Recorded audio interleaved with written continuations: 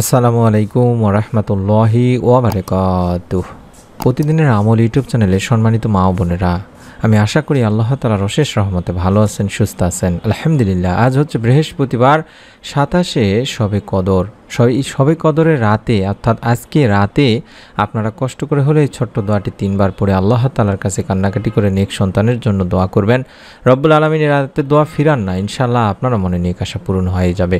আমরা দোয়া করি আপনারা অবশ্যই আমলটি যেন করে আল্লাহ তাআলার অশেষ মেহেরবানিতে একটি নেক সন্তান লাভে সুসংবাদ পান। অনুরোধ করছি আমলের নিয়তে ভিডিওটি দেখার। আজ হচ্ছে 27 মার্চ, দিবাগত রাত, পবিত্র লাইলাতুল কদর বা শবে কদর। এই রাত মুসলমানদের কাছে অত্যন্ত মহিমান্বিত একটি রাত। ধর্মপ্রাণ মুসলমানেরা এই রাত ইবাদত বন্দেগীর মাধ্যমে কাটান।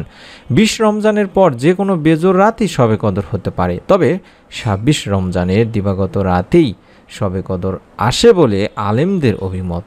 শবে কদর উপলক্ষে 27 রমজান সরকারি ছুটিও থাকে দিনী ভাই বোনেরা। এবার দিনটি শুক্রবারেও পড়েছে। শবে কদরের রাতে পবিত্র কোরআন অবতীর্ণ হয়। এই রাতকে কেন্দ্র করে পবিত্র কোরআনে আল কদর নামে একটি সূরা রয়েছে। শবে কদর এই কথাটি একটি ফার্সি কথা। শব মানে রাত বা রজনী, আর কদর মানে সম্মান, মর্যাদা, গুণ, সম্ভাবনা, ভাগ্য ইত্যাদি। শবে কদর অর্থ হলো মর্যাদা রাত বা ভাগ্য রজনী। শবে কদরের আরবি হলো লাইলাতুল কদর তথা সম্মানিত রাত। এ রাতে মহানবী সাল্লাল্লাহু আলাইহি ওয়াসাল্লাম এর অনুসারীদের সম্মান বৃদ্ধি করা হয় এবং মানব জাতির ভাগ্য পুণ্য নির্ধারণ করা হয়। তাই মুসলমানদের কাছে এই রাত অতীব পুণ্যময় ও মহিমান্বিত। সব সংকট থেকে উত্তরণের জন্য সর্বশক্তিমান আল্লাহর দরবারে শবে কদরের রাতে প্রার্থনা করার আহ্বান জানিয়েছেন মহানবী হযরত মুহাম্মদ সাল্লাল্লাহু আলাইহি ওয়াসাল্লাম। পবিত্র কোরআনে উল্লেখ করা হয়েছে, অন্য সময় 1000 মাস ইবাদত করলে যে সওয়াব পাওয়া যায়, শবে কদরের রাতে ইবাদতে তার চেয়ে বেশি সওয়াব পাওয়া যায়। সুবহানাল্লাহ। তাই বিশ্বের বিভিন্ন দেশের মুসলমানদের মতো বাংলাদেশের মুসলমানেরাও নিজেদের গুনাহ মাফ এবং অধিক সওয়াব হাসিলের আশায় নফল ইবাদত, কোরআন তেলাওয়াত ও জিকির আজকারের মধ্য দিয়ে রাতটি অতিবাহিত করবেন।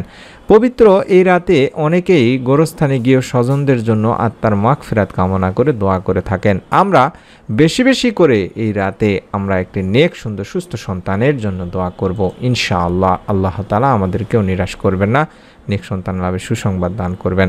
সন্তান হচ্ছে আল্লাহর পক্ষ থেকে সবচেয়ে বড় একটা নিয়ামত।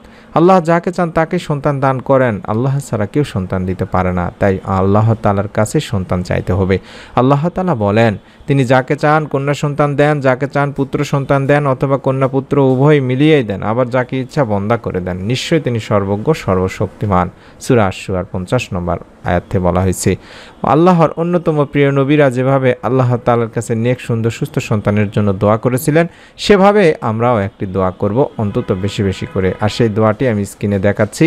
রব্বি হাবলি মিনাস সলিহিন, হে আমার প্রতিপালক আমাকে এক সৎপুত্র দান করুন। সূরা সাফফাতের 100 নম্বর আয়াতে রয়েছে রব্বি হাবলি মিনাস সলিহিন, রব্বি হাবলি মিনাস সলিহিন। এভাবে অন্তত সারা রাত দরুদ ও ইস্তেগফার, তাওবা ইস্তেগফার করার মাধ্যমে আমরা আল্লাহ তাআলার কাছে নফল ইবাদতের মাধ্যমে, এই দোয়ার মাধ্যমে একটি নেক সুন্দর সুস্থ সন্তানের জন্য চাইব। রব্বুল আলামিন ইনশাআল্লাহ আমাদেরও মনে নেক আশা পূরণ করে দেবেন। আমরা মন থেকে দোয়া করি। আজকে অবশ্যই আপনাদের জন্য দোয়া করব ইনশাআল্লাহ। আশা করছি আপনারা আমাদের এই চ্যানেলের অবশ্যই একজন দোয়ায় শরিক হওয়ার জন্য চ্যানেলটি সাবস্ক্রাইব করে বেল বাটনটি অন করে রেখে দেবেন। এবং অবশ্যই অনুরোধ করছি নতুন আমলের ভিডিওগুলো যাতে করে আপনি আপনার মোবাইলেই পেয়ে যান, তার জন্য অবশ্যই আমাদের চ্যানেলটি সাবস্ক্রাইব করে রাখবেন, নতুন আমলের ভিডিওগুলো পাওয়ার জন্য হলেও। আমরা দোয়া করি রব্বুল আলামিন যেন আপনাদের সকলকে আমলের উসিলায় একটি নেক সুন্দর সুস্থ সন্তান দান করেন। আমিন। আসসালামু আলাইকুম ওয়া রাহমাতুল্লাহি ওয়া বারাকাতুহু।